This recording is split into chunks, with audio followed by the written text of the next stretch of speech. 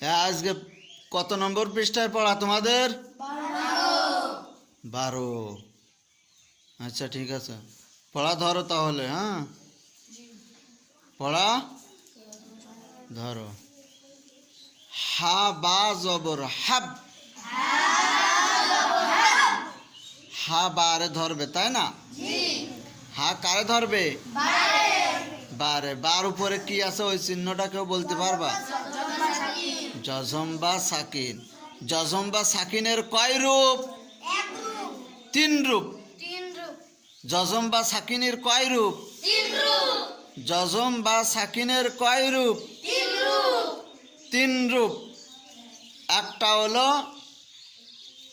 বাঁকা পেশের মতো। কিসের মতো? আর একটা হলো গোল। আর একটা হলো ইলিশ মাছের কাটার মতো। ইলিশ মাছ খাইছো তোমরা কোনোদিন? হ্যাঁ, ওই ইলিশ মাছ ওই যে মাঝখান থেকে চেরে না, চিরার পরে ওই যে চাকা যে মাছটা হয়ে থাকে, হ্যাঁ, ওই মাছটা খাওয়ার পরে দেখবা যে ওই একটা কাঁটা ওই ছাঁকিনির মতো পাওয়া যায়। এই জন্যই বলা হয়েছে যে ইলিশ মাছের কাটার মতো। কিসের মতো? আচ্ছা, ইলিশ মাছের কাটার মতো। আচ্ছা, যাই হোক, তাহলে হা বারে ধরবে। কারে ধরবে? হা বা জবর, হা বা জবর হাব। তারপরেরটা হা জিম জবর।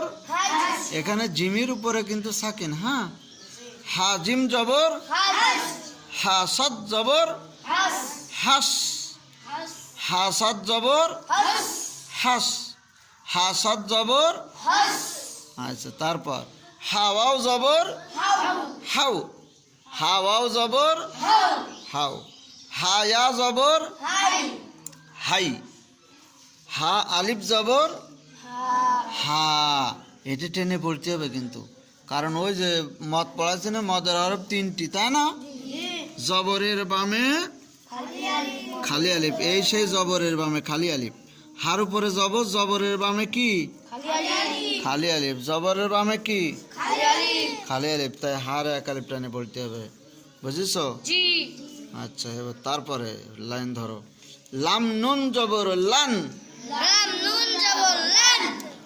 লাম লাম জবর লাল। লাম মিম জবর লাম। লাম ওয়াও জবর লাউ। এখানে যদি ফা আসতো তাহলে বলতাম ফা ওয়াও জবর ফাউ। ফা ওয়াও জবর ফাউ। ফা ওয়াও জবর ফাউ। ফা ওয়াও জবর ফাউ। কিন্তু ওখানে আছে লাম, তাইতে বলবো লাম ওয়াও জবর লাউ। বুঝতে পারিস? আচ্ছা, তারপর লাম ইয়া জবর লাই। এই জায়গা যদি অন্য অক্ষর আসতো মিম, তাহলে মিম ইয়া জবর মাই। নুন ইয়া জবর নাই। কফ ইয়া জবর কাই। ফা ইয়া জবর ফাই। আইন ইয়া জবর আই। মন থাকবেন তো? আলিফ ইয়া জবর আই। সব আই আই এরকম হবে। ফা ইয়া জবর ফাই। হ্যাঁ, লাম ইয়া জবর লাই। ঠিক আছে?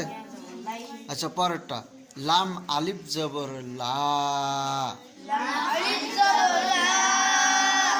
লাম আলিফ জবর লা। পরের লাইন ফা রা জবর ফার। ফা রা জবর ফার। ফা জিম জবর ফাজ। ফা কাফ জবর ফাক। ফা ওয়াও জবর ফাউ। ফা ইয়া জবর ফাই। ফা আলিফ জবর ফা।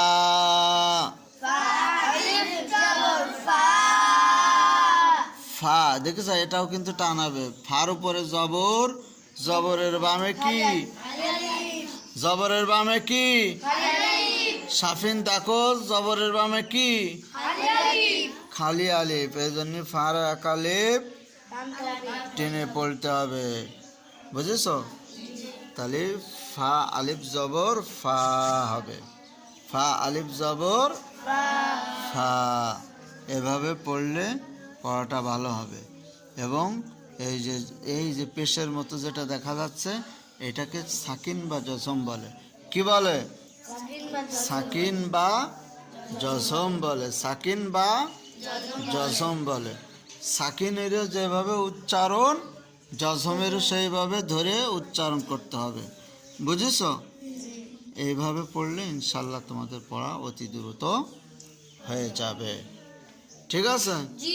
পড়া তাহলে ভালো করে আঙ্গুল রেখে দেখে তাই পড়বা। হ্যাঁ।